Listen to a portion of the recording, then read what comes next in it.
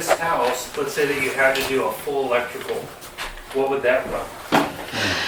If this thing wasn't updated, Yes. couple grand. Couple three, couple two.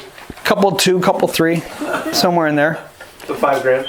Right. No, well, it's not going to cost that much. Really, I might have a licensed electrician to do all the wiring. Only costs a couple grand.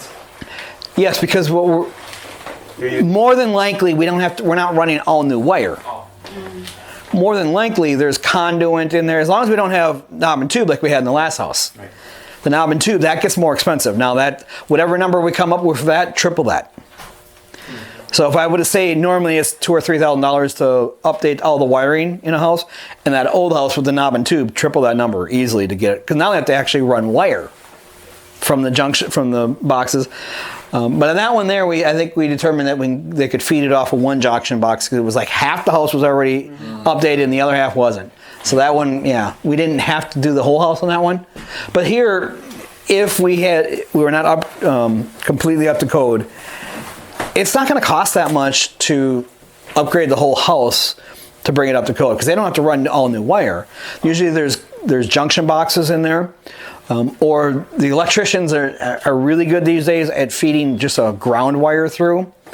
All right, and so they're going to spend a couple $1,000s, but they don't have to run all new wire, so that's the biggest expense. Drywall for the new wire, just the... Yeah, they might have to put some plugs in the drywall every now and then to get a feeder through where they can hook the wire and pull it. But they'll put a hole in a couple different spots, and then they'll run a cable through. And they're going to get really good and really creative. Like they might go down the basement, run over, and then pull it back up. Now you got no work to do. Now there's a finished basement, so that makes it a little bit more difficult.